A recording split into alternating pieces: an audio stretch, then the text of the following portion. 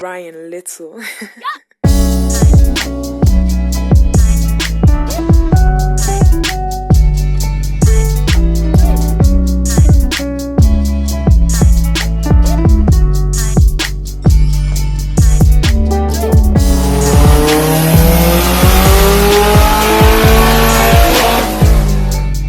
Ethan with Trackstar. Thank you for checking out another episode of Tuned.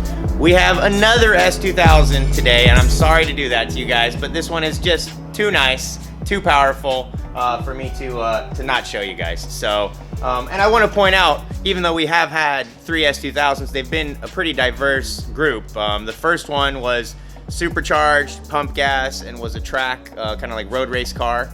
Then the next one we did was Aaron's 2JZ swapped S2000. That one he drives every day, and that one's, I'm gonna say, is like a daily kind of fun car.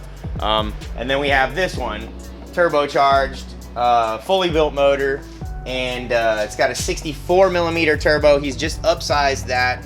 He's been through several 62 millimeters. I think the 62 millimeters were stretched past there. They were doing 650, 700 wheel horsepower on this car previously, and it just kept eating up the precision turbos. So now we have the 64. I think it's a little bit more adequately sized for the power level. This turbo should be okay at 850 or so. So you don't want to have a turbo that's maxed out right at what your goal is. You'd like it to have a little bit of headroom to help keep intake air temps down and keep the stress on the turbo down as well. So we had to start all over with this car, even though it has done 650 plus horsepower before. Had to start all over. It's an AM V2 standalone. So yesterday I cleared a locked tune off of there and started roughing in my tune. Drove it on the street yesterday, drove it on the street today, and it seems to be running pretty good. We've got it on the lowest boost possible right now. Odd thing on this car is it has a manual boost controller, which is very odd for a car of this horsepower level. We won't be able to use boost by gear since there's a manual controller, and I think this car definitely is going to want boost by gear. So we're going to see what it does right now on lower boost pressure, but I anticipate that we're going to be putting an electronic controller on here so that he can actually, you know, have a setup that hooks up at the lower speeds, and we can really dial it in for exactly the right boost level for each gear on the street. Once we're done on the dyno, then I can ride with him, make some logs, and get it. What's up, man? What's your name? Dindar. Dindar? Nice to meet you, man. I really like your ride here. Thanks, man. Yeah. Thanks, man. You want to tell me a little bit about it? Yeah. It has a sleep block. It is a fully built 64, 66 ball bearing. Precision E85. Just need a tune. That's all. Yeah, just need a tune. It's the man right there. That is the man right there. Absolutely. Well, we're gonna get this thing rocking today, man. Hope so. All right, we're hopping in the S2000 real quick for a street drive. I think I'm gonna raise up the idle a little bit. I can already tell this thing seems really fast. It feels so different right now after the injector cleaning. So I know you got me yesterday talking about the injectors. Yeah. And then I want to take a moment to talk about injectors. Got my new toy here, the injector flow tester, and then I also have a cleaner. This is an often overlooked detail here. This is the most important part. These are what provide the fuel. Anyways, in the last month or two, we've had 4 or 5 cars that have come up here that have all had injector issues. You cannot have that if you're seeking big power. So, had the S2000 come up the other day. He thought he was going to tune that day. I drove the car. I saw, felt, heard some things I didn't like, and urged him that, hey, I think we need to test these injectors out before we go all the way on it. And we did so, and we found 5 to 10% discrepancy on a couple of the injectors. So now I have the ability to test beforehand and verify that everything is good to go. So I'm going to run through a test for you guys. These injectors are from an EK Civic that we have turbo set up that I was kind of suspicious of, and here is the test.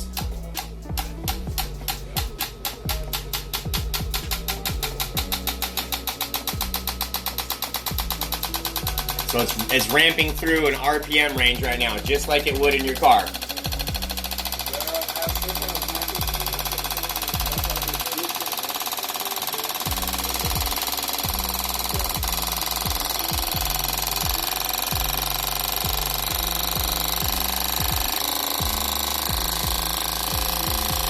So I'm going to stop it early so you guys can see the results. But, so on these injectors, it was about, well, I don't know, that's about 7% between there and there. These two are pretty similar, but these two are definitely both down. So this is not the worst set, but it's not what I would like to if we're trying to do 500, 600 horsepower. Yeah. And then we took them out, had them flow tested. There was about 6%, 7% variance on two of them. And so we got them clean, got it down within a couple percent variance, which is still not perfect, but good enough. And man, the car feels so different now compared to how I did yesterday. So I want to idle this car up just a little bit, 100 or 200 RPMs. It seems to sit right at about 1,000. I want to bump it up so that I move out of the minimum pulse width range of the injector so that I can get a stable idle. It's very rich at idle, and it really can't be adjusted beyond that because these injectors don't have, not a bad response, but they don't have a response like IDs like I love. Yeah. So yeah, I'm gonna bump it up so that we move, the duty cycle will increase and hopefully into the linear range of the injector. Yep, that's good information. So I'm watching the injector pulse right here, and it's down at 1.1, which is very, very low.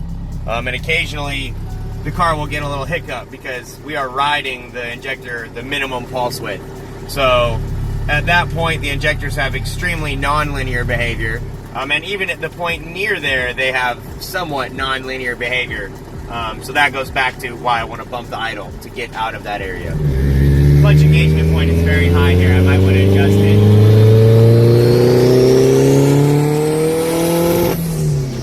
Still too rich in boost. It's okay for the first pound or so, and then it goes really rich. Still need to draw some more fuel away. I always rather start with too much fuel and draw it away until the car is running clean. And maybe even plan on eating a set of spark plugs during a tuning session. Like, rather eat a set of spark plugs and move intelligently to the end. Transition into boost is quite good. The numbers are right where I want them. It's got like a 12.5, and then as it's spooling 12.2 or so. What you doing? Continuing to trim fuel away there. Yeah. Trimming, yeah. It's getting closer. Still saw some 10-0s, but it tried to pull through it this time. Yeah. If I feel a car doing something bad, though, I don't just continue ripping on it. You know, I stop. And if I see it goes too lean, I'm going to back out. If I see it's going too rich, I'm going to back out. Either way. Absolutely. Although it's rich, I'm trying to get it as stable as possible. We've pretty much got an 11 for all of that, all of that, all of that, all of that. That's pretty good. I like it to get globally smooth, and then I can trim fuel away from there. Yeah.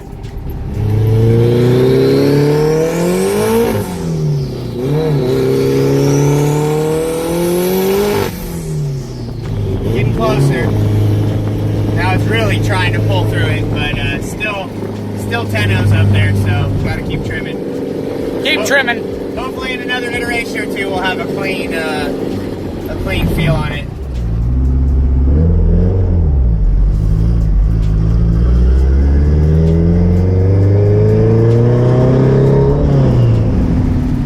I don't know how much boost it is currently. I know it's got a manual boost controller, which is really odd for a car looking for this kind of power. So it must mean he's got a pretty significant spring size in the wastegate. Otherwise, we'll be overpowering the gates. That's something I haven't talked to the owner about, but could be something next on our list to talk about. Look, if it shows itself to be a problem. Yeah.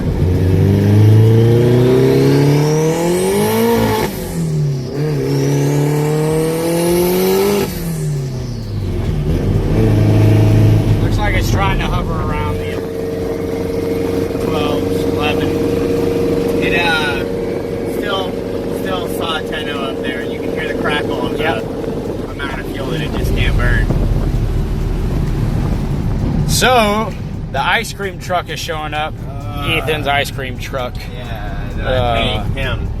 Yeah. I guess the items that I get though are better than ice cream in some cases. So I'm gonna grab the tools to idle the car up just a little bit. I was talking about getting out of the minimum pulse width of the injectors. So that's gonna help me do that. It's also another added benefit on a built motor like this. It's not like a daily street car. We don't really mind having a little bit higher idle, let's say 1200 RPMs, because that's also going to give us a bump in oil pressure.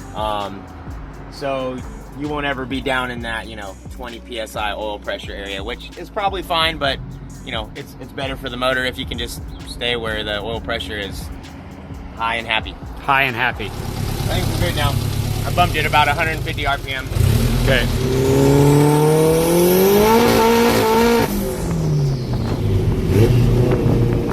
The car ran clean.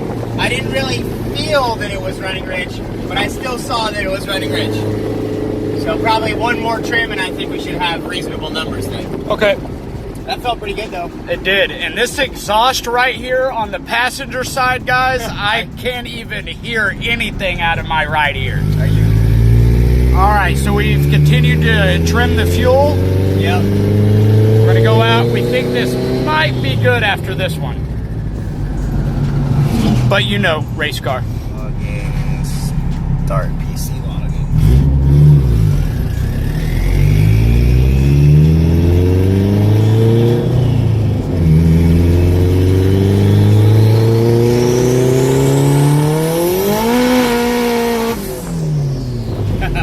Woo! There we go. Still.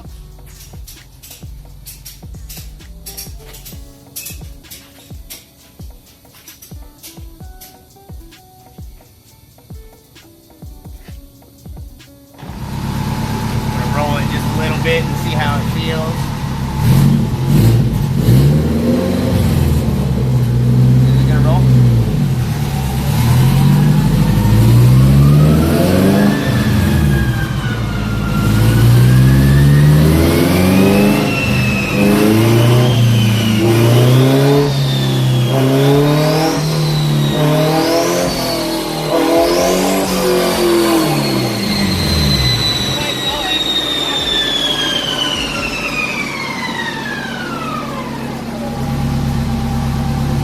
Almost at temperature right now.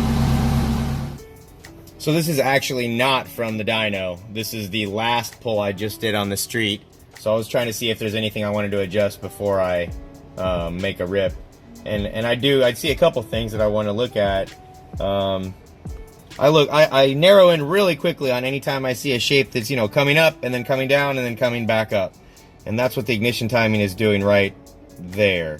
That's at a pretty low RPM. I mean, we're at like 2,500. But I know that there's no reason for that dip right there. That ignition timing could, instead of coming down and then back up, I want this to roll over like that and smoothly come down into here instead of that kind of quick drop like it has right now. So that's something that'll just help out with some drivability and mid-range power. The other things I'm looking at, most important, is the AFR. So I need to change the slope of the fuel map a little bit here, it looks like, because here's the cross into boost. There we are at half a pound of boost, and we're at a 13.6 still. I'd like that to be more like a 13.0, 12.5, somewhere in that range. So it's a little bit leaner than I want, and then it even touches a 14 at 1.6 pounds. Nothing harmful there, but that definitely needs to come down. And then as we move through boost, the AFR is dropping steadily down, and then you see it actually flatlines down here at 10.1 air fuel, 16 pounds of boost. So from 1 pound to 10 pounds, I need to add some fuel. And then from like about 15 pounds and up, I need to take some fuel away. A lot of times I like to drive a car and have the tune pretty much done on the street. This car is a little bit too powerful and gets a little too sideways. As you can see from my last street log, maximum throttle I reached was 48% throttle, and I can promise you it was getting rowdy right there.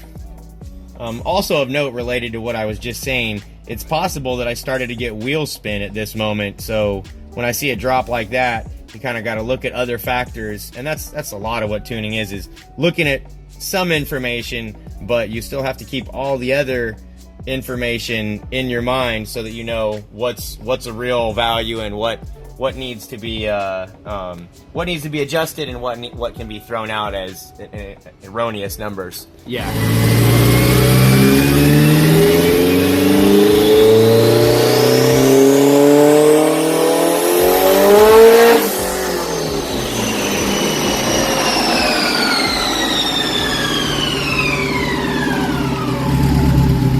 This is like 2 or 3 dyno pulls in. I'm still haven't gone full throttle. This is like 45%. But you can see how the shape of my AFR curve is getting a lot better. It was pretty steppy and jagged, and now it's getting smooth, and it's getting close to where it needs to be. Here we are. Engine load is -2, so we're just shy of boost right there, 3,000 RPMs, and our air fuel is 12.8 at this moment. That's pretty close to, I'd like that 13.0 or so that's really close to what I'd like. And then as we moving through, okay, so right there's a little peak, 13.1, right on the transition. That's fine, but I'd like for that to be lower so that it's doesn't go up and then back down. And then I can pull out a little bit globally to get it all really nice and smooth. But so that 13.1 at 0 pounds, I'll take that. 2 pounds, we got the 12.2, the 12.5. I say I'm looking for 12.5, so there we are, right, 12.2. And then it's kind of hanging in that area, 12.1, 11.9, 12.0, still at 5 pounds. That's perfect right there. Moving down, now we're moving into the real meat. We've got 10 pounds of boost, and we've got an 11.2 air fuel. That's good and safe. Got some room to trim a little bit of fuel away there. And then as I go further out, there we are at now 17 pounds, and we're at a 10.9. So I know we're good on 17 pounds. That's really rich and safe. And then it continues down a little richer still, but it looks like I'm getting close to a complete tune on the, at least air fuel wise, on the straight wastegate pressure, which is around 18 pounds, it seems.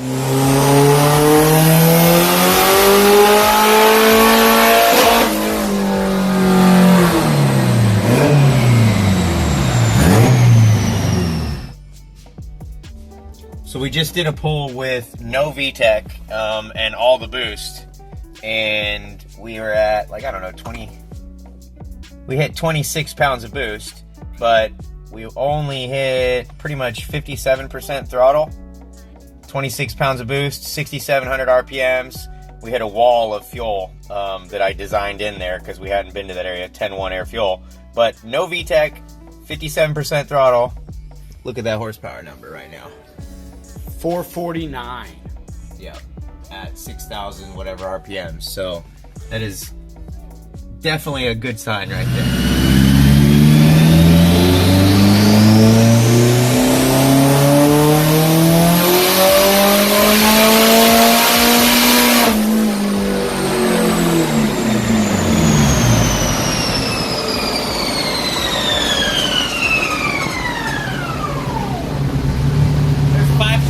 Right now, that still was not full throttle, and that's still, look at the RPM limit, 7,000. 7,000. Right now. That was the first time that we popped real VTEC right now. So we just finished, we just hit VTEC for the first time right at the very end there. And obviously a very good number for having just just cracked VTEC. That was only, see the dyno plot ends at 7,000 RPMs. So this was me working out the VTEC crossover moment. And that was only 70% throttle here in the data log. 70% throttle, there's a number right there, 71. 6,800 RPMs. The owner right now. Let me talk to him. Hey!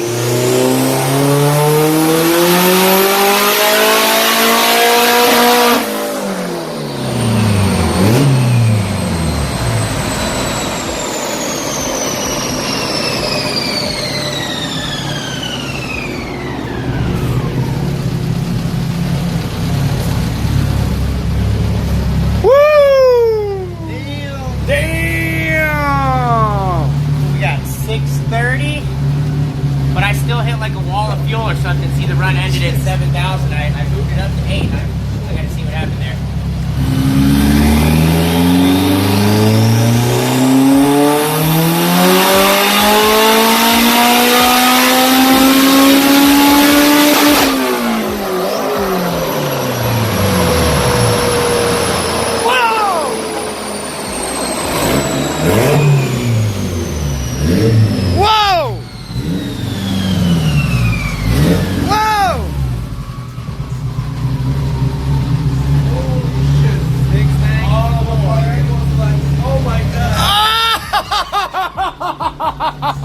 It stopped shy though for some reason there.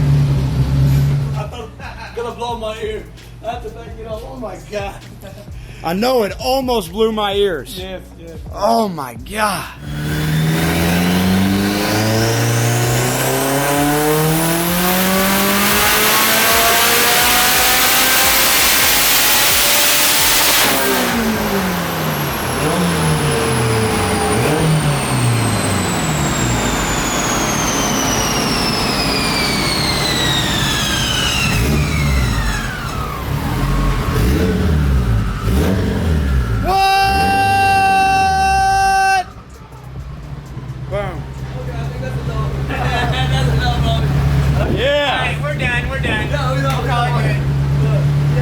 That's it. That's it. Oh shit. I have to get on, man. I have to get on. Yeah.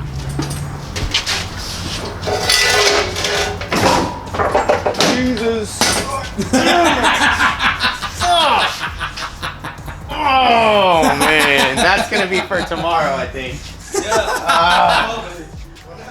The worst thing ever in the world. Of all things to fall, the Dr. Pepper. Dr. Pepper fell. Alright, I guess we can close out the video now. Hey guys, well, we are done with the Turbo S2000 today. Ended up getting right at the numbers we were hoping for. Hit our 700 mark. Hit it comfortably without trying too hard, honestly. Had to tune this one a little differently than most. Usually I would street tune on as low a boost as possible, but because we already had a really stiff spring in here, the most throttle I could do on the street was like 50% throttle, and then it was just so much wheel spin that we had to come to the dyno. So on the dyno, I had to kind of feel the car out, like, you know, pin it a little bit earlier, build a little bit more boost, make sure it was okay at that level, pin it a little bit harder, pin it a little bit earlier, and just had to do a lot of incremental, add some fuel in, move, go harder at it, add some more fuel in. So it took a lot of iterations of partial throttle kind of stuff to get to arrive safely at all the right fueling to do 700 horsepower. So I'm pretty happy with the day. It was a pretty tall order to run down in a pretty brief time. So I am pleased, and I think the owner will be very pleased with it, and I hope to see a lot of videos of this car soon. Yeah, we're going to come out with some great stuff with this. Well, thank y'all for tuning in to another episode of Tune. Make sure y'all hit that thumbs up and that subscribe button, and we'll see y'all next week.